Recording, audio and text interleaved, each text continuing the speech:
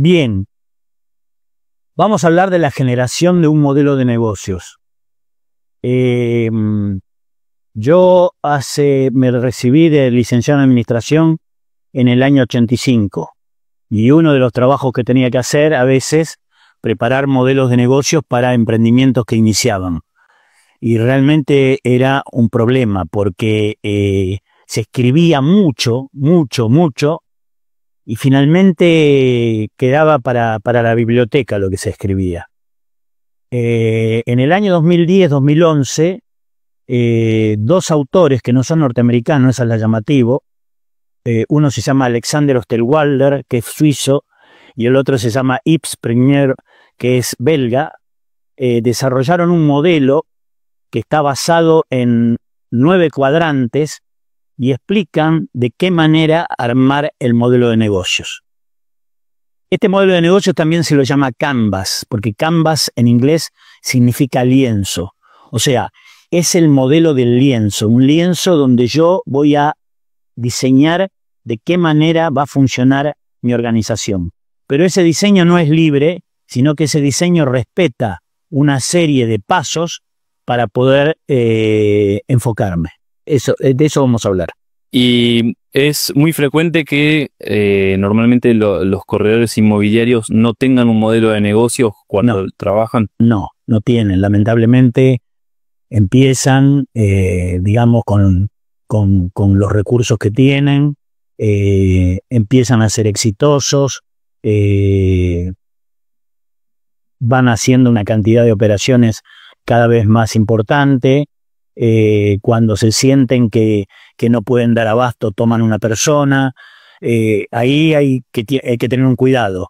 Tienen que tomar una persona para el área administrativa, no para el área de comercialización. Eso lo aclara muy bien Gary Keller en el modelo administrativo, porque lo que frena la actividad del corredor son las actividades administrativas. El problema que hay es que no tiene una estrategia definida de cómo manejar el negocio. Este modelo, el modelo Canvas, justamente lo que te ayuda es a eso. Es decir, cómo establecer una estrategia, qué es lo más importante, qué es lo menos importante y de qué manera yo voy desarrollando el negocio. Es para mí una herramienta excepcional que sirve tanto para un agente independiente, que el negocio es él solito, como para una oficina que tiene una cantidad de agentes importantes. Para ambos sirve. Bien, bueno, comencemos entonces con la clase. Bien. Bueno, como los decía antes, lo que vamos a ver hoy es generación de modelos de negocio. Este es el libro, lo que ustedes están viendo es la tapa del libro inicial, o el primer libro, y en base a ese libro se editó este otro, editado por los mismos autores, junto con otro autor más, que se llama Tim Clark, que lo identificó como tu modelo de negocio. O sea, de alguna forma, este segundo libro simplifica lo que es el libro anterior. ¿Por qué modelo Canvas? Modelo Canvas porque Canvas en inglés significa lienzo. Entonces, es el modelo del lienzo. Bien. Si bien tiene 9 cuadrantes el modelo, podemos dividirlos en 3, que son los principales. A la derecha tenemos a quién está dirigido. A la izquierda es cómo vamos a operar esa dirección. Y en el centro, justamente porque es lo más importante, está la propuesta de valor. Y en la parte inferior están los ingresos y los egresos. Entonces, si bien ahora vamos a ver una figura que tiene 9 cuadrantes, esos cuadrantes están divididos a la derecha de la propuesta de valor, identificando quién es el cliente, a la izquierda de la propuesta de valor, identificando cuáles son las actividades clave, y en la parte inferior, cuál es la fuente de ingresos y cuál es la estructura de costos. Bien, comencemos. En primer, el cuadro hay que leerlo de derecha a izquierda. Es más, ustedes pueden conseguir en internet cuadros de estos vacíos, o pueden hacerlo directamente con una planilla de Excel. Yo al final de la clase le voy a mostrar una planilla Excel que yo doy como para practicar. no es necesario respetar exactamente este formato. Empezamos a leer el cuadro de derecha a izquierda y en el casillero 1 tenemos a quién le vas a vender, o sea, quién es tu cliente. En el centro es la propuesta de valor que yo le voy a dar a ese cliente. Volvemos hacia la derecha, en el número 3 tenemos cuáles son los canales de comercialización con los que voy a llegar al cliente. En el número 4 habla de la relación con el cliente, es decir, de qué tipo va a ser esa relación. Esto es la definición del cliente. Ahora nos vamos a la izquierda de la columna de propuesta de valor. Primero tenemos que definir cuál es el recurso clave. Y en una inmobiliaria el recurso clave es el corredor inmobiliario, sin duda, porque él es el alma del negocio, que después, si lo hace crecer, tendrá otras personas, pero comienza con una persona, que es el fundador del negocio. Después están las actividades clave, que ya veremos cuáles son esas actividades enfocadas en la actividad inmobiliaria. Y por último, cuáles son las asociaciones clave. Por ejemplo, en el mercado inmobiliario hay una asociación que es obligatoria, o sea, ser miembro del colegio profesional. Pero hay otras asociaciones que pueden ser, ¿cómo se llama? Optativas. Por ejemplo, participar en una MLS, por ejemplo, ser miembro de CRS. Todas esas opciones son optativas y tienen una ventaja que ya veremos más adelante. Bien, las fuentes de ingreso, estamos abajo a la derecha y al mismo nivel a la izquierda están las estructuras de costo. Bien, veamos cómo funciona todo esto. Nos vamos a parar en el módulo 1, en el primer cuadrante, y acá vamos a hablar de los segmentos de mercado. O sea, acá estamos hablando de quiénes son los clientes.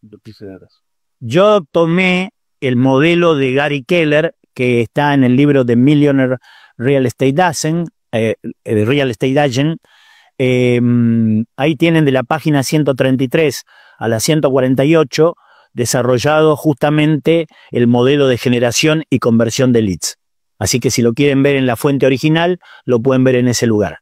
¿Qué es lo que hace Gary Keller? Establece una serie de círculos y en esos círculos va indicando cuáles son los segmentos de mercado a los que va a apuntar. Comenzando de arriba hacia abajo, tenemos el público general desconocido, el público objetivo desconocido, el grupo que te conoce y los recursos aliados. Y de abajo hacia arriba, escrito en color rojo, están las estrategias que voy a utilizar para conectarme con ese público.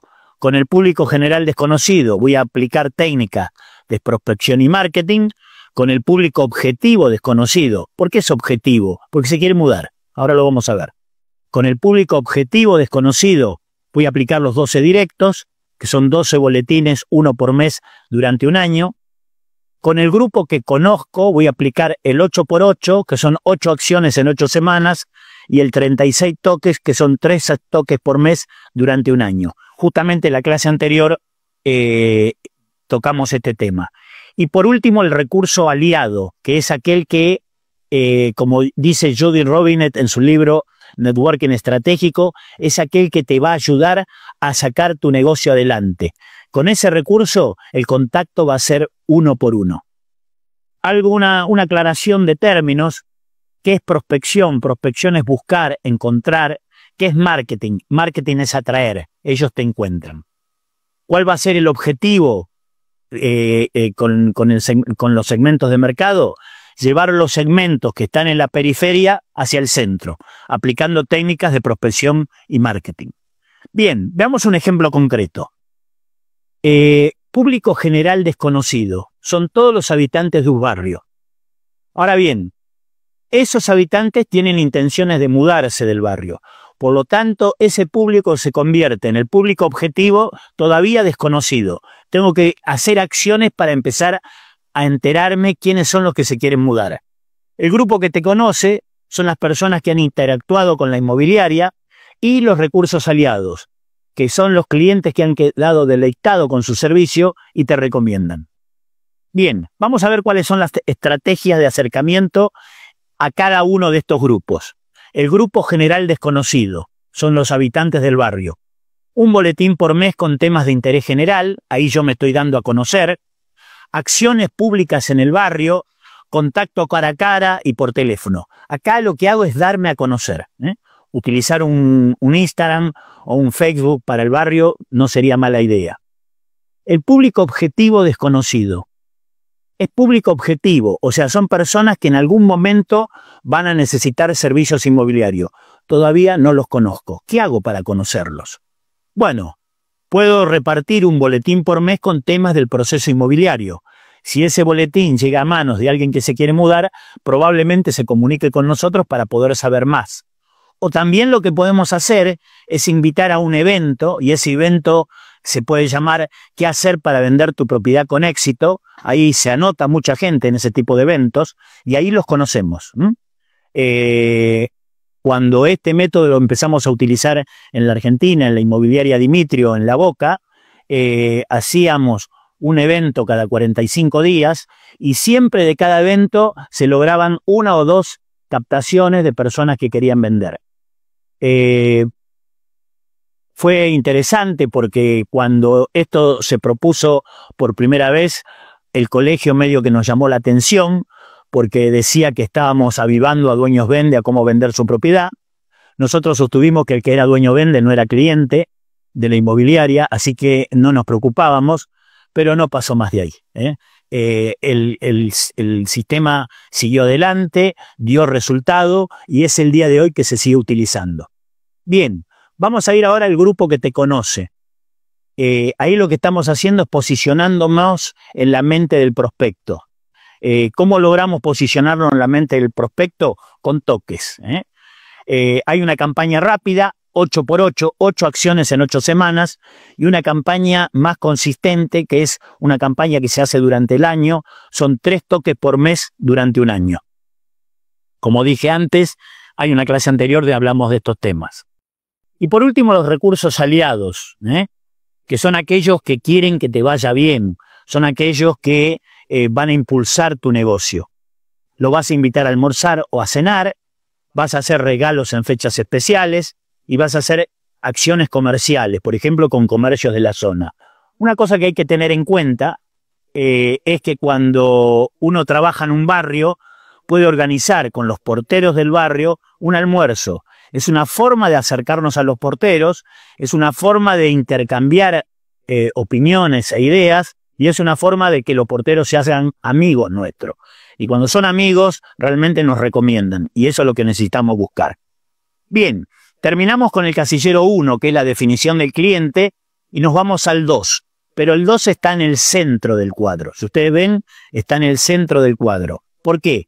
Porque el 2 se trata de la propuesta de valor. La propuesta de valor es la propuesta de servicios. O sea, ¿qué servicios le voy a dar yo a un cliente? Y acá tengo que ser claro, porque este tema lo toco varias veces. La propuesta de valor no son frases comerciales, son acciones concretas que yo voy a hacer para satisfacer las necesidades que tiene el cliente. Por lo tanto, la propuesta de valor es qué problema o necesidad le resolvemos al cliente. No hay que hacer lo mismo que tus competidores, porque la idea es diferenciarse. Simon Sinek indica que es cómo lograrás cumplir con tu visión. Simon Sinek es un capacitador inglés que trabaja en la Universidad de Nueva York y es especialista en comunicación. Hay un video de él que lo pueden encontrar en internet, que se los recomiendo 100%, que se llama El Círculo de Oro o El Círculo Dorado. Lo pueden encontrar con cualquiera de los dos nombres. Véanlo, vale la pena. Él habla del porqué, ¿Cuál es la importancia del porqué? ¿Cuál es la importancia de tener un propósito? Bien, y los españoles, cuando hablan de la propuesta de valor, dicen, es tu compromiso con el cliente. Bien, ¿para quiénes debo elaborar una propuesta de valor? Para los clientes que definí en el paso anterior del modelo Canvas. ¿Cómo elaboro una propuesta de valor? Determino cuáles son las necesidades del cliente, investigo cuáles son sus miedos y averiguo qué hacen mis competidores al respecto. Bien, estamos en el siguiente cuadro, que es el 3, que son los canales de comunicación. Fundamentalmente hay 4 canales de comunicación. La comunicación cara a cara, la comunicación por videoconferencia, la comunicación telefónica y la comunicación digital. Algo que puedo decir de estos 4 tipos de comunicación es que los primeros 3 necesitan de la presencia del corredor inmobiliario, mientras que el último no necesita de la presencia de él. O sea que el último, en la comunicación digital, se puede delegar, y esto no es poca cosa. Sigamos. Bien, ¿cuáles son las ventajas de cada sistema? La comunicación cara a cara, la ventaja ¿cuál es? El contacto físico. Y cuando tenemos contacto físico, vemos la comunicación no verbal. La comunicación no verbal es lo más importante que una persona hace cuando está hablando con otra. Tiene que ver con la posición del cuerpo, tiene que ver con lo que hace con las manos, tiene que ver cómo dirige la vista. Y la única forma de poder ver eso es cuando uno está cara a cara con las personas. No hay malos entendidos porque prestamos más atención. El hecho de estar delante de una persona nos obliga a aplicar lo que se llama la escucha activa, o sea, no solo percibir que está hablando, sino entender de qué es lo que está hablando. Mejoramos nuestra capacidad de persuasión y fomentamos nuestras habilidades comunicativas. La comunicación telefónica o de videoconferencia. La ventaja que tiene esta comunicación es que es más rápida, o sea, los actores de la comunicación, el corredor inmobiliario y su cliente no se tienen que trasladar. Entonces, eso facilita y ahorra una cantidad de tiempo muy importante. Lo que ocurre es que hay menor influencia de las partes. Alguien puede estar hablando conmigo y como el monitor no ve lo que estoy haciendo debajo de la línea de la pantalla, debajo de la línea de la pantalla estoy utilizando el teléfono y le estoy mandando el mensaje a alguien. Así que parece que me está atendiendo, pero en realidad está haciendo otra cosa. Ese es el problema que tiene este tipo de comunicación. Hay menor nivel de influencia entre las partes. Se puede abarcar mayor cantidad de personas al mismo tiempo. O sea, pro y contras. No es para descartar, es para utilizar en combinación con la comunicación cara a cara. Y por último, la comunicación digital. ¿Qué es comunicación digital? Es los programas que ustedes ya conocen, Instagram, Facebook, TikTok, es decir, donde yo hago videos y me muestro al público, es el WhatsApp, es el Messenger, aunque ya no se utiliza. Le da visibilidad a tu negocio, es de bajo costo y tiene un futuro ilimitado. Ahora con el tema de la inteligencia artificial hay que tener cuidado porque a veces aparece gente hablando que no son personas, si son robots. Y ahí se interactúa el texto, el sonido y las imágenes. Insisto, es importante que te conozcan, porque cuando te conocen, empiezan a generarse, por el hecho de conocer la imagen, el rostro de la persona, se empieza a generar un principio de influencia que está basado en la confianza, que da el hecho que yo conozco a la otra persona. Julio, contanos lo que te pasó en Coto, en La Plata y en el aeropuerto, por favor. Bien, yo he tenido una serie de experiencias que son lindas porque uno ve el resultado del trabajo. Las últimas 4 que me han pasado una fue en el aeropuerto, en el Aeroparque, viajando a Córdoba, estaba parado en un lugarcito donde venden café. Se acerca una persona y me dice, ¿usted es de los videos? Sí, le digo. Ah, yo vivo en Corrientes y mi esposa tiene inmobiliaria y siempre lo vemos. Bueno, le digo, gracias. Si necesitan algo, comuníquense por Instagram, estoy a su disposición. 1. 2. Estoy en la ciudad de los niños, hace un mes, paseando con mis nietos brasileros, porque tengo nietos brasileros, que no conocen Buenos Aires, y un grupo de personas se acerca y me dice, ¿nos saca una foto? Bueno, agarro el teléfono, empiezo a mirar para sacar la fotografía, y uno de los que estaba en el grupo que iba a fotografiar dice, el señor no saca fotos, hace videos. Entonces bajo el teléfono y riéndome digo, ¿quién habló? Yo. ¿Tenés inmobiliaria? Sí, acá en Citibel. Bueno, ¿te gustan los videos? Me encantan. Listo, le saco la foto y seguimos viaje. El tercero estaba caminando por la avenida Corrientes en la ciudad de Buenos Aires, en la zona de Once, que es una zona muy concurrida, y me para una persona, me enseña, me dirige así con el dedo, y me dice, Julio Valente. Y yo me quedé helado. Me dice, veo sus videos. y voy a hacer el curso que promociona. Bueno, gracias, le dije, y no supe qué decir nada más. No es que le pedí la dirección ni nada por el estilo. Ya está comunicada conmigo. Y la última me pasó en Coto, el sábado pasado. Estoy en una de las, ¿cómo se llama? De los pasillos de Coto, y se acerca una mujer y me dice, Julio, ya ahí me habló de mi nombre, porque muchas veces me dicen Julius. Yo tuve que ponerle Julius Valentis, porque cuando me di de alta en Instagram, Julio Valentes ya estaba ocupado. No sé quién es, nunca lo encontré, pero ya estaba ocupado. Entonces lo puse en latín, Julius Valentis. Bien, me dice, Julio, sí. ¿Me puedo sacar una foto con vos? ¿Cómo no? Le digo, mirá que estoy de fajina, porque yo voy al supermercado vestido como estoy en mi casa. Me dicen, hay que ir al supermercado, me levanto y voy. Me dice, yo también. Así que nos sacamos una foto. Y esta mujer avanzó más, porque se comunicó conmigo por Instagram y quiere tener una charla conmigo para que le dé un consejo. Dije, no hay problema. Me dice, te invito a tomar un café. Le digo, mira, más fácil que vengas a mi casa. Así yo no tengo que movilizarme. Así que el lunes me va a llamar. ¿Eso qué es? Eso yo lo llamo el poder de la imagen. La gente cuando te ve en forma continuada, se hace la idea que ya sos conocido de hace mucho tiempo. Yo ahí tengo un tema que estoy cambiando la idea. Si ustedes leen el libro de Pedro Trueba de Torres, el primer libro que escribió, para mí es excepcional. Es excepcional. Es para una gente que está empezando en el negocio. Alguien que tiene varios años en el negocio va a decir, a mí este no me enseña nada. Para ese no es. Pero para el que está pensando, iniciándose, es genial.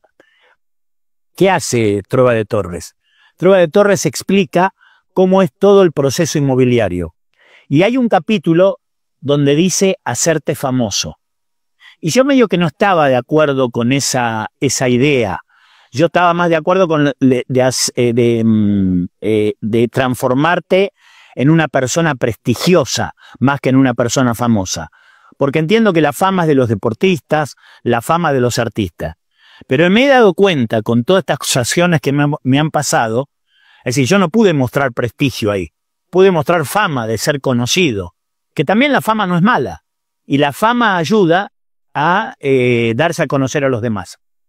Brian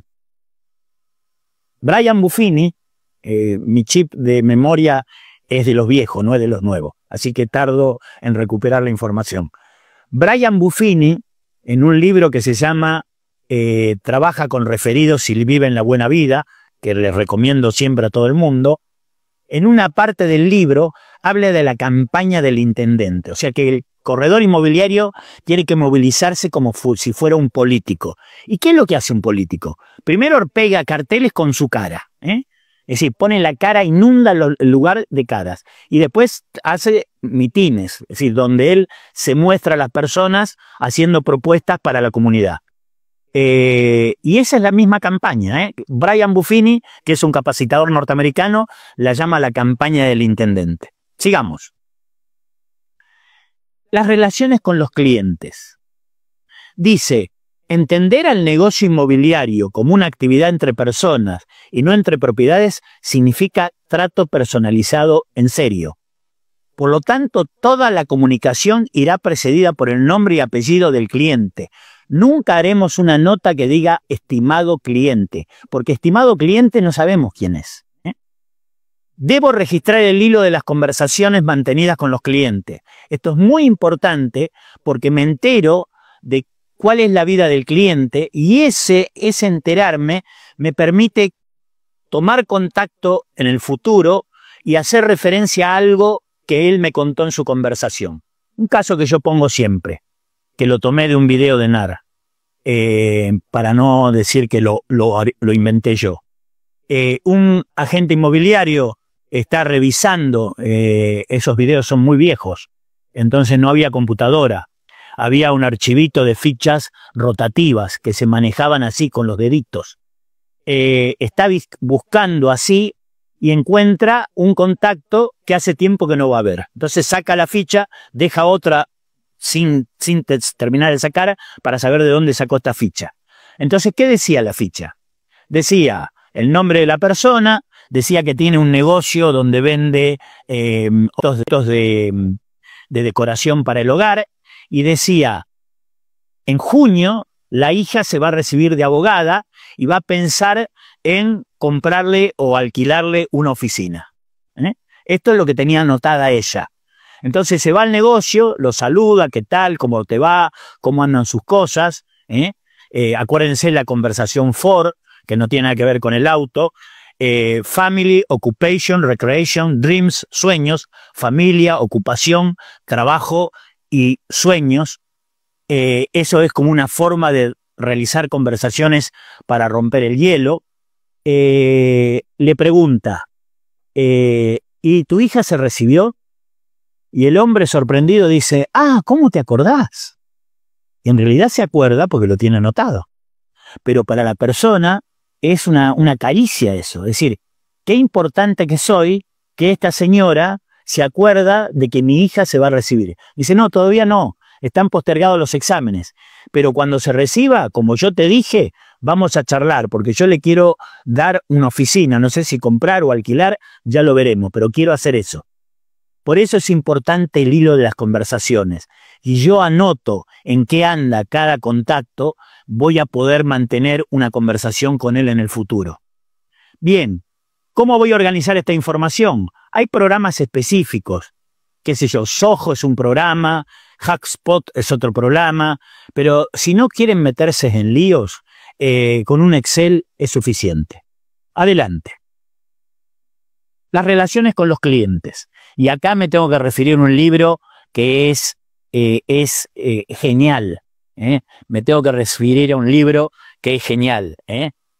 Cómo ganar amigos e influir en las personas. Es chiquito, no es difícil de leer. Este libro, Dale Carnegie lo escribió en el año 1936 y tiene una vigencia como si lo hubiera escrito la semana pasada.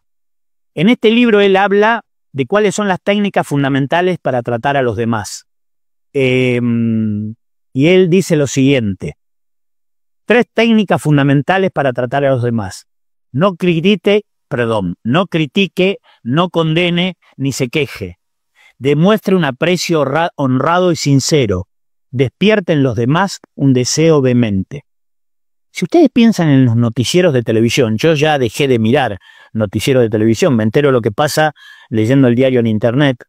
De cualquier signo político, de derecha, de izquierda, a favor del gobierno, en contra del gobierno, están todo el tiempo criticando, condenando y quejándose. Todo el tiempo, todo el tiempo. Entonces llega el momento que uno tiene un hartazgo de todo eso. Las 6 maneras de agradar a los demás. Muestre un interés sincero por los demás, sonría. Una persona sonriente es una persona que es más atractiva para los demás. Para toda persona, su nombre es el sonido más dulce y primordial. Sea un buen oyente, anime a los demás a que hablen de sí mismos. Hable siempre de lo que interese a los demás. Haga que la otra persona se sienta importante y hágalo sinceramente. Bien, acaba de salir el perro. Ya se aburrió, escuchó esta clase varias veces. ¿Cuáles serían las acciones de comunicación que tendría con los clientes? Este es un listado, pueden haber otras. En la comunicación cara a cara, invitar a comer a mis recursos aliados. Recuérdense que los recursos aliados son aquellos que me ayudan a que el negocio funcione. Visita puerta a puerta con los vecinos, presentarse en feria o exposiciones, eventos sociales y comunitarios, conferencias y capacitaciones. Todo esto es comunicación cara a cara, face to face, como dicen los americanos. La comunicación telefónica, llamar a dueño vende, llamar a los vecinos del barrio después de haber hecho una campaña, llamar a clientes antiguos o con exclusivas vencidas, llamar a recursos aliados, personas que te recomiendan, llamar a proveedores y constructores. Las acciones. Bien, acá tenemos 3 acciones que están tomadas del libro de Gary Keller. La campaña de los 12 directos, orientada a un público objetivo desconocido. Son 12 boletines anuales que deben llegar a manos del prospecto. Es interesante, acá no lo dice, cuál es el nivel de conversión que tiene esta campaña. Y esta campaña tiene un nivel de conversión de 50-1. De 50 boletines que yo haya distribuido en el barrio durante un año, probablemente haga una venta. quiero aclarar que estas cifras son cifras que están planteadas en el libro, que provienen de ejemplos de inmobiliarias que aplican este sistema y que cuando uno lo aplica puede ser mayor o menor, todo dependerá. Es una cifra que busca orientarlos, digamos, de cuál es el resultado. La campaña de 8x8 está orientada al grupo que te conoce. Acá dice, son 3 envíos de material gráfico y una llamada telefónica. Y esto se repite, esto está copiado del libro. Pero los 8x8 son acciones que ustedes deciden qué hacer. Por supuesto que la primera acción tiene que ser una presentación personal. Y las siguientes acciones debe ser material que pueda llegar a ser de interés para el prospecto. ¿Qué tiene de interesante esta campaña? Que son 8 acciones en 8 semanas. O sea, durante 2 meses yo estoy en contacto con la persona una vez. ¿Para qué hago esto? Para saber rápidamente si esa persona va a hacer o no va a hacer contacto. Y después está la famosa campaña de los 36 toques, que está orientada al grupo que te conoce también, que ya lo hemos visto en la clase anterior, y es una combinación de material gráfico, llamadas telefónicas, visitas, saludos por WhatsApp, email, participación en la red social del prospecto, tarjetas postales, etcétera, etcétera. Todo ejecutando un plan de 3 toques mensuales. Bien, las fuentes de ingreso. Bueno, los ingresos están establecidos por ley. Una ventaja que tiene la actividad inmobiliaria es que hay ley o hay resoluciones tomadas por los colegios que establecen cuáles son los ingresos que deben percibir los corredores inmobiliarios. Entonces, ¿cuáles son las variables que tengo que tener en cuenta? ¿Cuál es el ticket de la zona donde estoy trabajando? El ticket se le llama a cuál es el precio promedio de las propiedades que se venden. ¿Y cuál es el monto de honorario que se cobra? En todo el país se le cobra 3% al vendedor, 3% al comprador. En la ciudad de Buenos Aires había una excepción, no sé por qué, se le cobra 3% al vendedor y 4% al comprador. Bien, sigamos. Los recursos clave. Ahora entramos en la parte interesante. Dice, el primer recurso clave es el propio agente, porque con su imagen, sus conocimientos, sus habilidades, su actitud, su marca personal, hacen funcionar el negocio. O sea que el agente inmobiliario o el corredor inmobiliario, como les guste más, es el recurso clave en el desarrollo del negocio. El segundo recurso son los elementos que tangibilizan el servicio. Acuérdense ustedes que el servicio inmobiliario, como todo servicio, es intangible. Y que sea intangible significa de que yo tengo que dar prueba de ese servicio. Siempre digo, la prueba más importante son los testimonios de los clientes deleitados. Estoy leyendo un libro que se llama El pequeño libro rojo de las ventas. Toma, ahí está, ahí está. Se los recomiendo, es este que está acá, El pequeño libro rojo de las ventas. Y este libro, cuando habla de los testimonios, dice, si vos hablás de vos mismo, o sea, si vos hablás de lo bueno que sos, parece que es arrogante. En cambio, si otro habla de vos, eso es una prueba. ¿Y es una prueba de que qué? ¿De qué? De que lo que vos hacés sirve y por lo tanto es conveniente contratarte. Ese es el testimonio. El testimonio es una prueba que alguien dice, yo contraté a Julio y Julio dio resultado. Julio, Alberto, Luis, el nombre que se les ocurra, ¿no? Para que no quede que soy yo. Bien. Entonces, ¿cómo tangibilizo el servicio? El servicio lo puedo tangibilizar con una tarjeta personal, con un folleto personal, con mi propuesta de valor, con una guía para vendedores y una guía para compradores. Es una herramienta que no se usa en la Argentina, se usa muy poco y es tan usada en Estados Unidos y también muy usada en España. Es interesante porque les da una hoja de ruta al vendedor o al comprador de cómo se hace el proceso inmobiliario. Además, le explica cuál es la situación del mercado y el corredor detalla cuáles son los gastos que están incluidos, que genera una operación de venta o una operación de compra. El plan de comercialización que se va a aplicar para vender el inmueble, el folleto del inmueble, el informe semanal al propietario y al comprador de cómo evoluciona el trabajo que estoy haciendo para ellos. Si todo eso tangibiliza el servicio. El tercer recurso clave son los guiones de conversaciones y las preguntas para calificar y el role-playing para ponerlo en práctica. Siempre digo, y me preguntan a mí, ¿no tenés guiones de conversaciones? Mira, tengo, pero por ahí son españoles, por ahí son traducidos del inglés y te van a sonar tan extraños que vos no hablás de esa manera. Escribilo vos al guión. ¿Te acordás cuando ibas a la escuela primaria y era un día de sol y la maestra entraba a la clase y decía, bueno, saquen una hoja y vamos a hacer una composición, hoy es un día de sol? Era genial eso, porque eso desarrollaba tu creatividad escribiendo. Bueno, sacá una hoja y poné, ¿cómo me presento a una persona que no conozco? Y escribí. Sacá otra hoja y poné, ¿cómo explico cuáles son mis servicios? Y escribí. Y así van a ser los guiones. Con la letra de ustedes, con la impronta de ustedes, con la idea de ustedes, y les va a ser más fácil decirlos. Por supuesto que de tanto decirlos, se los van a aprender de memoria. Y esto es importante, porque cuando uno conversa con una persona, una de las cosas que está observando y escuchando a la persona es la fluidez que ustedes tienen para explicar las ideas que quieren transmitir.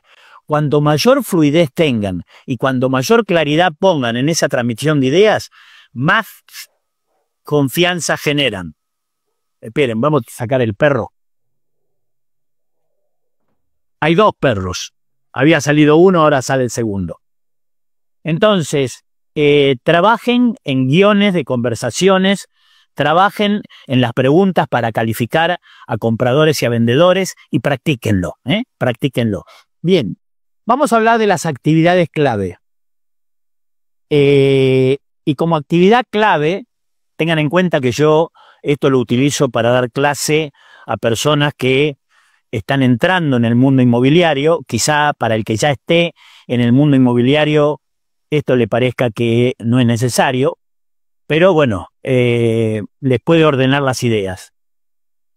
Yo entiendo al proceso inmobiliario en tres actividades básicas: la captación, la comercialización y la formalización. La captación es la actividad más importante. La ANAR, que es la Asociación de Corredores en Bienes Raíces de Estados Unidos, dice, del 100% que tiene un corredor inmobiliario, del 100% del tiempo que tiene un corredor inmobiliario, las 2/3 partes, o sea, el 66%, lo debe dedicar a la captación. ¿Por qué es difícil la captación? Porque uno se tiene que conectar con personas que no conocen y para poder lograr una conexión efectiva tiene que haber generado confianza. Uno a veces interrumpe a personas cuando hace llamados telefónicos y esa interrupción a veces no es bien aceptada por la persona que es llamada.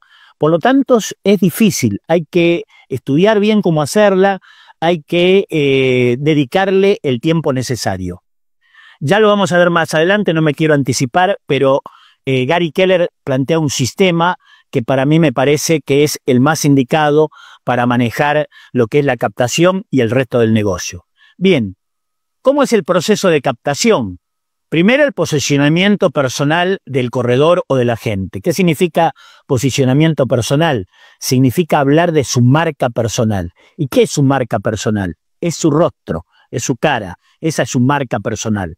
Cuando esa cara se empieza a conocer en un barrio y se asocie a bienes raíces o a negocios inmobiliarios, es decir, va a ser mucho más fácil entablar conversaciones con los vecinos.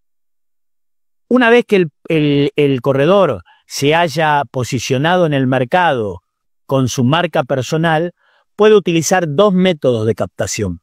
Un método es trabajar sobre su círculo de influencia, que técnicamente se llama farming demográfico. Farming significa cultivar, demográfico es personas, cultivar relaciones con personas, sería la traducción al español. Y el otro es farming geográfico, es decir, cultivar relaciones en el barrio. Esos son los dos métodos básicos de captación. De alguno de estos dos métodos se llega a una primera entrevista. Y esa primera entrevista la vamos a dividir, que ya lo hice, yo ya di un reel con este tema, en 20 minutos. 20 minutos para escuchar al propietario, 20 minutos para explicar cuál es mi propuesta de valor, 20 minutos para conocer la propiedad. ¿Por qué escuchar al propietario? Porque si es un propietario vendedor, yo quiero saber cuál es el grado de motivación que tiene para vender. Porque si no hay motivación no va a haber venta. Y a veces puede ocurrir de que alguien quiera vender pero no está motivado a vender. No viene el caso plantear este tema ahora, pero pasa. Entonces, en la primera entrevista, lo que yo voy a hacer, además de escucharlo al propietario y explicarle cuál es mi propuesta de valor para tomar su inmueble a la venta, calificarlo al propietario. Porque puede ocurrir que producto de esa calificación no siga adelante. O sea, que la relación con el propietario termine en la primera entrevista. ¿Y por qué podría terminar la relación en la primera entrevista? Yo tengo un mantra inmobiliario que no está planteado acá, pero es fácil. Y ese mantra significa, ¿saben lo que es un mantra, no? El mantra es una oración que dicen los países asiáticos o las religiones asiáticas, que se repite y forma como una especie de rezo hacia su Dios. Entonces yo digo que mi mantra es el siguiente: solo voy a captar lo que voy a vender. Ese es mi mantra. Entonces ustedes tienen que decir todos los días: solo voy a captar lo que voy a vender. Si solo voy a captar lo que voy a vender, se tienen que dar una serie de requisitos. Primer requisito, tiene que estar motivado el propietario para vender. Segundo requisito, esa motivación significa que si el precio que elige para salir al mercado no es el precio que está esperando los compradores porque no hay consultas, tenga la disposición a buscar un precio más competitivo, o sea, de a corregir el precio. Eso es lo primero que voy a hablar con él. De lo segundo que voy a hablar es de la exclusividad. Yo necesito trabajar en exclusiva. ¿Por qué? Fundamentalmente porque necesito formar un equipo entre el propietario y yo para poder vender. Pero hay otro tema, que es un tema económico. Hoy publicar correctamente un inmueble para vender en 3 medios de publicación, Zonaprop, Mercado Libre y Argenprop, con la fotografía profesional, con la colocación de un cartel, con la confección de un folleto, tiene un costo inicial de $160. Y después tiene un costo de mantenimiento entre $40 y $50 por mes. Entonces se dan cuenta de que los corredores hacen esa inversión, pero lo que pretenden es vender la propiedad para poder recuperar esa inversión. ¿Qué es lo que ocurre? Cuando no hay exclusiva, puede ser que varios tengan la propiedad en venta y que el que hizo la publicidad no sea el que la venda otro, que no hizo absolutamente nada, y eso causa no solo un perjuicio económico, sino una bronca porque alguien se preocupó en lograr la venta de la propiedad y otro la logró de chiripa, como se dice. Y no es de chiripa, yo sé por qué la logró, porque probablemente no le haya cobrado honorarios al vendedor. Ese es un gancho que muchas veces, lamentablemente, es una mala práctica que hay en el mercado, que utilizan para encontrar personas que quieren vender. Entonces uno le dice: no, vendé conmigo que yo no te cobro. ¿Y a quién le cobro? Le cobra al comprador. Es una mala práctica, nosotros no estamos de acuerdo con ella y decimos que cada parte tiene que pagar los honorarios que genera la actividad. Bien.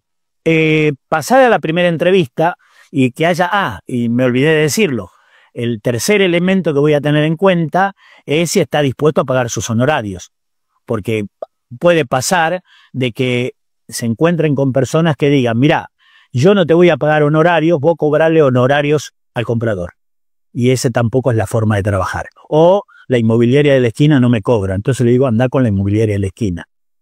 Pasado estos 3 temas, tener flexibilidad con el precio, aceptar una exclusividad y pagar los honorarios como corresponde, me voy para la segunda entrevista. La segunda entrevista no debería pasar más de 48 horas de la primera. ¿Y qué hago en la segunda entrevista? Llevo un plan de comercialización del inmueble, yo hago un plan de comercialización en 90 días, que son 13 semanas, porque yo recomiendo que la autorización de venta se haga por 90 días corridos, no 90 días hábiles, que da 120, porque siempre una autorización de venta corta me da siempre una puerta de escape si el propietario después no cumple con lo que prometió. ¿Y qué es no cumplir con lo prometió? Salimos con el inmueble al mercado, no hay consultas, al no haber consultas no hay visitas, al no haber visitas no hay ofertas, al no haber visitas no hay venta. Entonces pasa el primer mes, entonces habíamos quedado de acuerdo, de palabra con el propietario, que al cabo del primer mes, si no había consultas, iba a corregir el precio, y el propietario dice, no, esperemos un mes más. Bueno, esperamos un mes más, cuando llega el segundo mes, la misma historia, y al tercer mes se acerca el vencimiento de la autorización de venta. Entonces le digo, mire Luis, supongamos que se llame Luis el propietario, mire Luis, le quería decir que a fin de mes, hoy estamos a día 24, a fin de mes vence la autorización de venta. Ah, no te preocupes, yo estoy encantado con el trabajo que vos haces, te la voy a renovar. Sí, pero hay un problema, yo no la voy a renovar. ¿Qué, estás enojado? No, no estoy enojado, es que esta venta no se va a poder realizar. Y yo estoy acostumbrado a trabajar con ventas que se realicen. Entonces, no se preocupe, no lo voy a dejar en Pampa y la Villa. Le voy a dar las fotos y le voy a indicar cómo hacer para publicar como dueño vende en Zona Pro. Punto. Y se terminó. Y esto que estoy diciéndoles apela a algo que un premio Nobel de Economía en el año 2002 llamó aversión a la pérdida. En el año 2002 le dan el premio Nobel de Economía a un psicólogo. Ustedes dicen, se volvieron locos. No, no. Lo que pasa es que ese psicólogo cambió el concepto que había hasta ese momento, concepto de la economía clásica, de la teoría de la decisión. Ese concepto decía, una persona ante dos decisiones va a elegir aquella que le produce más ganancia. Y Kahneman dice, no es cierto. La gente tiene más miedo a perder que deseos de ganar. Por lo tanto, cuando hay una decisión donde va a perder, probablemente elija la decisión contraria. Entonces, fíjense ustedes, si ustedes cumplieron al pie de la letra, llamaron al propietario una vez por semana para indicarle cómo evoluciona la oferta en el mercado, se reunieron una vez por mes con él para poder lograr corregir la oferta y poder lograr vender la propiedad. Si ustedes hicieron todo esto, mostraron que trabajaron, ¿no? Mostraron que trabajaron. Y probablemente el propietario diga, no, este tipo es bueno. Pero si este tipo que es bueno se va, significa que la venta no se va a realizar. Entonces, muy probablemente diga, yo no les conté una parte más de la propuesta. Cuando yo le digo que me voy, que le voy a regalar las fotografías y que le voy a indicar cómo publicar en Zona Pro, ¿qué le voy a decir? Lo siguiente, de esto está a propósito, se llama entrevista crítica. ¿Qué le voy a decir? Mire Luis, si yo hubiera vendido la propiedad, usted me hubiera pagado a mí el 3% de honorarios y el comprador me hubiera pagado el 4% de honorarios. Estamos hablando de una propiedad en la capital federal. En total el 7%. Publíquelo usted y bájele el 7%, que quizá pueda tener alguna persona que quiera ver la casa. Y me dice, ¿y si llama a alguien, qué hago? Le contesta. ¿Y si quiere mirar la casa, qué hago? Se la muestra. ¿Y si la quiere comprar, qué hago? Irán a un escribano y la venderán. Es el típico dueño vende. No hay ningún problema, pero yo no voy a participar. No, pero yo no sé hacer esas cosas. Aparte me da miedo, aparte tengo miedo de meter la pata, no sé quién va a venir. No. Hacemos lo siguiente. Bajá la voz el 7% y seguí vos, por favor. No quiero cambiar, no quiero cambiar. Y eso es lo que pasa. Yo en muchas instrucciones, esto lo planteo siempre, en muchas capacitaciones que doy, y una vez una chica me decía, yo lo hice pero me temblaba la voz. Igual salió bien. Le digo, repetilo varias veces y vas a ver que no te tiembla más. Porque eso es el miedo. El miedo a decir algo que va a decir, voy a perder un cliente. Parece que en esta actividad perder un cliente es como perder, no sé, algo muy importante. Y como se pierde, se gana. No hay una cosa... cliente va a ser, y esta es mi definición de cliente, Cliente va a ser alguien que te viene a buscar y alguien que te hace caso. Eso es cliente. Si no te hacen caso, no es cliente. Punto. A otra cosa. Bien, voy a la segunda entrevista con ese plan de comercialización de 90 días, de 13 semanas, y llevo una estrategia de precios. Yo no le llamo tasación porque un inmueble cuando entra al mercado entra en competencia con todos los inmuebles que hay, y cuando uno entra en un mercado de competencia de precios, lo que hay que tener es una estrategia de precios. Hay que tener una estrategia de precios. Si quieren aprender más de esto, hagan el RIP y ahí se lo enseñamos. Bien, todo va a depender de cómo yo me he ido mostrando, de la confianza que he ido generando en el cliente, en el prospecto todavía, pero no es cliente hasta que no firme la autorización de venta, en la confianza que he generado en el prospecto, en los antecedentes que yo tengo a través de la lectura que él ha hecho de los testimonios de clientes que hayan trabajado conmigo. A través de todo eso, él va a tomar una decisión de aceptar o no aceptar la propuesta que yo le hago. Si la persona está recomendada, la aceptación es inmediata. Y les cuento otra anécdota. Hoy estoy muy charlatán. Estaba en una oficina haciendo capacitación y la hacíamos al mediodía porque la oficina cerraba de 12 a 1. Entonces de 12 a 1 yo estoy haciendo la capacitación. A la 1 terminamos, cada uno volvió a su lugar de trabajo. Yo me voy a un escritorio que estaba vacío para ordenar los papeles. La oficina estaba cerca de la facultad, me pensaba ir para la biblioteca de la facultad. Hay un muchacho sentado a la derecha mío, no me acuerdo el nombre, vamos a suponer que se llama Roberto, y escucho que la recepcionista le dice: Roberto, hay gente que te está esperando. Bueno, decirle que pasen. Pasa un matrimonio, le dice: ¿usted es Roberto, no? Sí. Bueno, nosotros venimos de parte de Silvina, que usted le vendió el departamento. Silvina, sí, le vendí el departamento hace unos meses. ¿Qué tal? ¿Cómo está Silvina? Muy bien, está recontenta. Es más, parece que es su promotor, porque a todo el mundo le habla de usted. Así que vinimos para que usted nos venda la casa. O el departamento, no me acuerdo qué era. Bueno, no hay problema. ¿Cuándo podemos ir a verlo? ¿Le parece mañana a las 10 de la mañana? Me parece perfecto. Atontó la dirección, la pareja se levanta y se va. Y cuando se iban, el hombre vuelve sobre sus pasos y le dice a Roberto: esto lo escuché yo de primera mano. Roberto, Silvina me dijo que le tenía que firmar unos papeles. Si quiere le firmo ahora los papeles, así mañana no perdemos tiempo. ¿Saben qué eran los papeles? La autorización de venta. Un recomendado firma la autorización de venta, acepta la tasación y vende la propiedad en un plazo de no más de 60 días, porque es así la relación. Lo que dice la ANARP no se equivoca, de cada 2 recomendados una venta.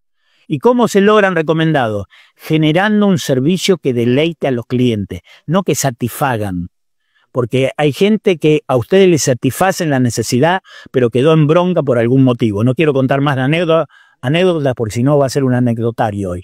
Pero tengo un caso donde alguien compró una propiedad y después de cerrada la operación de boleto, era en ese caso, todavía no había escritura, me encuentro con esa persona y me dice: mirá, si lo encuentro al martillero, le paso con el coche por encima.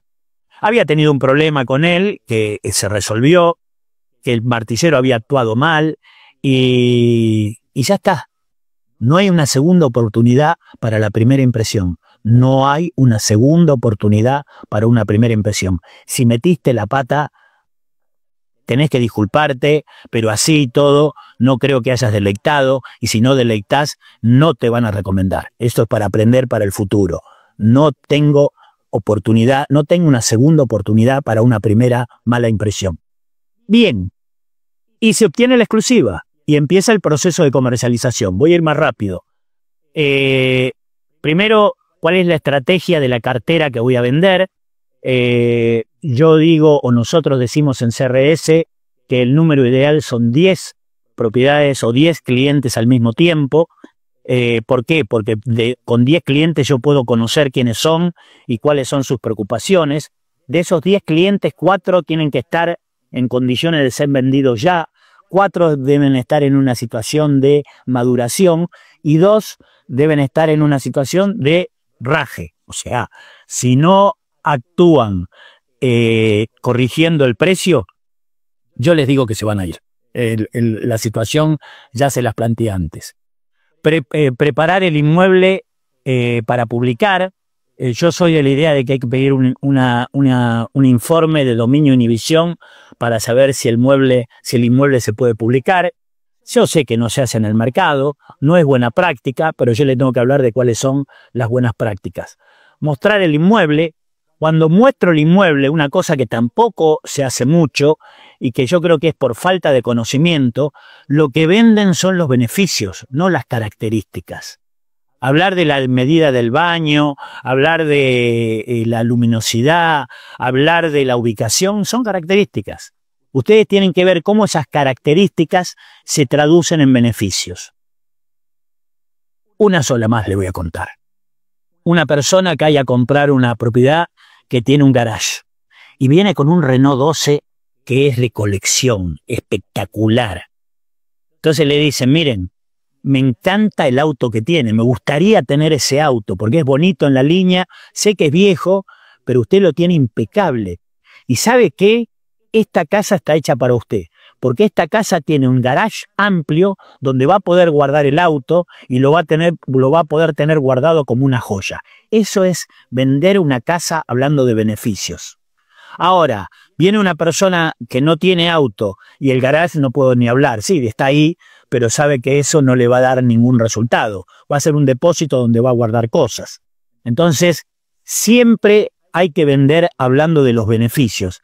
Y el beneficio se logra utilizando la característica que tiene la vivienda más la forma de pensar o el deseo o la actitud que tiene el comprador. Cuando uno une esas dos cosas, aparece el beneficio. Bien, tengo que informar al propietario semanalmente de cuál es la situación de su oferta en el mercado. Muchos me dicen, ¿para qué lo voy a llamar si no pasó nada? Bueno, decirle, no pasó nada, pero decirle qué cantidad de visualizaciones tuvo el aviso, que esa información sí la tenés. Llega apareciendo un interesado que quiere comprar, puede ser que haya una contraoferta, según la situación del precio, la contraoferta se aceptará o no se aceptará, y si la escritura o ir al boleto, cualquiera de las dos cosas es válida. Finalmente se firma la escritura y comienza el proceso de postventa. Bien, vamos a hablar de las actividades clave. Disculpen que se extendió un poco, pero es el proceso general ese. ¿Cuáles son las actividades clave que yo identifiqué en el trabajo inmobiliario? Esperen un cachito que tengo la perra que entró de nuevo y está molestando afuera. Listo. Quieren estar escuchando, pero empiezan a hacer ruido. Las actividades clave. La prospección, como dije antes, es una actividad clave. La prospección es agregar nuevos prospectos a la base de datos, es comunicarse con personas de la base, es realizar actividades de seguimiento planificada. La prospección es fundamental, ya lo van a ver en unas transparencias más. Gestionar la base de datos.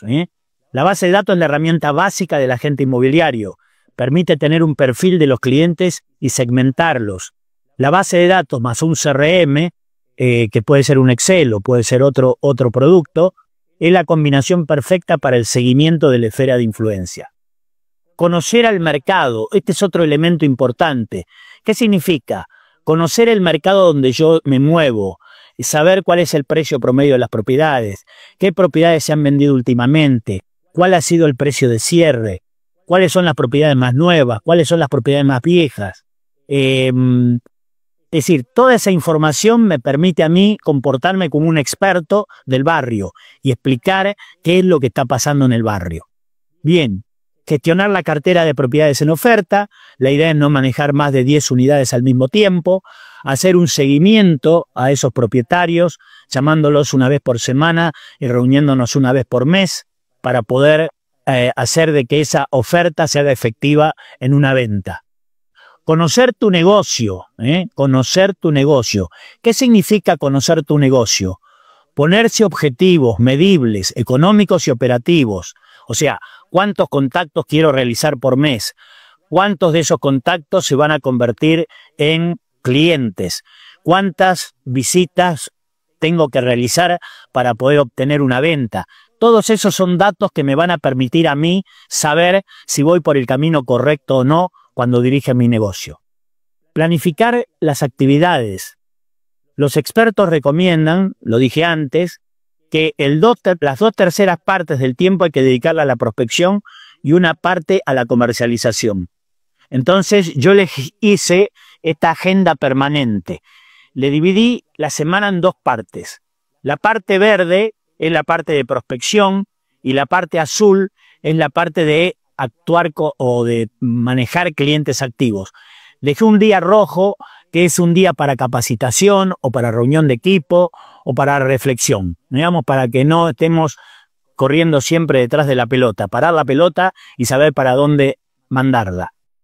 La prospección, esto me estoy basando en lo que dice Gary Keller. Gary Keller plantea de que 3 horas por día, como mínimo, hay que dedicárselo a la prospección, media hora de preparación, 2 horas de acción y media hora de escribir o registrar el resultado. ¿Qué es la prospección? Armar la base de datos, preparar actividades periódicas de contacto, identificar prospectos calificados que necesitan servicio. Voy a llamar prospecto calificado a aquel que quiere mudarse. A los prospectos vendedores les voy a elaborar una estrategia de precio. A los prospectos compradores les voy a aplicar el servicio que le ofrezco. Y voy a formalizar por escrito el acuerdo de servicio, lo que es una autorización de venta o una autorización de búsqueda. Eso lo voy a hacer todos los días, todos los días. Bien, no hice un mantra de ese todos los días, pero voy a pensarlo. ¿Qué voy a hacer a la tarde? Voy a atender los negocios existentes. Para el cliente vendedor, ¿qué es lo que hago? Lo recomiendo cómo presentar el inmueble, fotos profesionales y descripciones persuasivas, folleto del inmueble y hoja de visita, acompañamiento de visita y manejo de objeciones, información semanal del propietario, reserva, boleto de compraventa, escritura. Eso es lo que voy a hacer con el cliente activo. Si el cliente es un comprador porque vino a la inmobiliaria y dijo, quiero que me ayuden a comprar, no es alguien que vino a que hiciera una búsqueda, lo que vamos a hacer es hacerle firmar una autorización de búsqueda para darle más formalidad al proceso, no como esas búsquedas que muchas veces hay gente que hace en base a llamadas telefónicas o envíos por WhatsApp. Y cuando vuelve al propietario para indicarle que encontró lo que estaba buscando, el propietario le pregunta, ¿y vos quién sos? Se le viene el alma al piso cuando hacen eso. Bien, ¿qué es lo que propongo yo? ¿Cómo actuar con los clientes compradores? Preparar una lista de deseos, explorar el mercado y elegir los inmuebles, visitar los inmuebles con el comprador, alertar al comprador de las fortalezas y debilidades del inmueble, negociar precio y condiciones de compra, reserva, boleto de compraventa y escritura. Acá yo estoy ayudando a comprar, no ayudando a vender. Eso es importante. Bien, estamos terminando. Las asociaciones clave. Una institución educativa donde te formas para obtener el título que te permita obtener la matrícula es una asociación clave. El colegio profesional que te emite la matrícula es una asociación clave.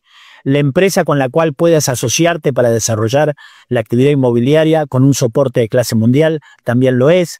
Los proveedores de servicios vinculados a la actividad, capacitación, legales, fotografía, publicidad, home staging también lo es.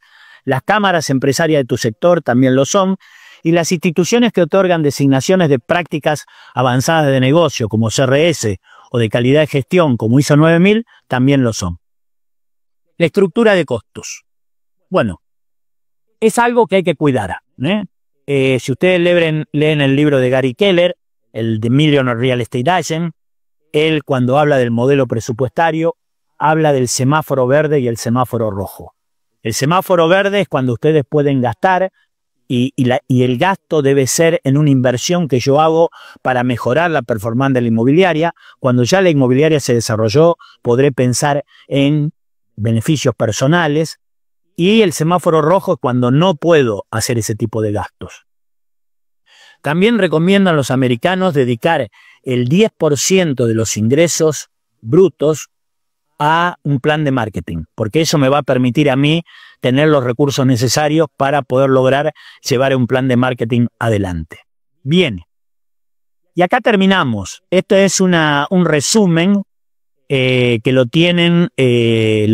van a tener cuando termine. Se lo vamos a poner como una imagen fija para que lo puedan leer y lo puedan copiar. Acuérdense que comenzamos con el segmento de mercado, público general desconocido, público objetivo desconocido, grupo que te conoce y recursos aliados. Seguimos con la propuesta de valor, que es qué problema o necesidad le resolvemos a los clientes. No hay que hacer lo mismo que hacen tus competidores. Debes ofrecer un servicio superador que te diferencie y es un compromiso con los clientes. Bien, ahora vamos a ver cómo nos comunicamos con el cliente. Los canales, cara a cara, telefónica o digital. ¿Cómo entendemos las relaciones con los clientes? El negocio inmobiliario es una actividad entre personas y no entre propiedades. Ya lo dice Brian Buffini. Hay un modelo de negocio que es transaccional y un modelo que es relacional. Nosotros estamos a favor del modelo relacional. Esto significa trato personalizado en serio. Los recursos clave, tu marca personal, la tangibilización del servicio, los guiones de conversaciones. Las actividades clave, prospectar, base de datos, conocer el mercado, gestionar la cartera, conocer tu negocio y planificar actividades. Y después asociaciones claves, la universidad, el colegio, empresas que dan soporte de clase mundial, proveedores de servicios vinculados a la actividad inmobiliaria, cámara empresaria y designaciones de prácticas avanzadas en real estate. Abajo, ¿qué tenemos? Tenemos la fuente de ingresos que está establecida en base al ticket promedio que vos tenés en el área que trabajás, multiplicado por los honorarios que te establece la ley o el colegio profesional, y por otro lado la estructura de costos. Tené cuidado con la estructura de costos. Tener un semáforo rojo cuando no tenés los ingresos suficientes para hacer gastos adicionales. Tener un semáforo verde cuando la situación es más floreciente y eso te permite invertir en cosas que te hagan ir adelante en el mercado. Bueno, muchachas y muchachos, hasta acá llegamos. El próximo mes veremos otra clase abierta. Muchas gracias a todos y estoy a su disposición para lo que necesiten. Julio, ¿cuándo comienza el próximo RIP? Y el próximo empieza el 10 de marzo. Y en otro tema importante, ¿por qué no podés dar el RIP fuera de Argentina y Uruguay? Que siempre preguntan. Porque nosotros tenemos firmado un contrato con el Residential Real Estate Council que en realidad nos da una franquicia educativa. Y esa franquicia educativa tiene delimitada una zona. Y esa zona es Argentina y Uruguay. Bien, entonces el que quiere anotarse para el curso RIP de marzo te escribe info por mensaje privado. Perfecto. Muy bien. Y le vamos a responder. Bueno, gracias a todos de nuevo. Hasta la vista. Chao, chao. Hasta la vista, baby.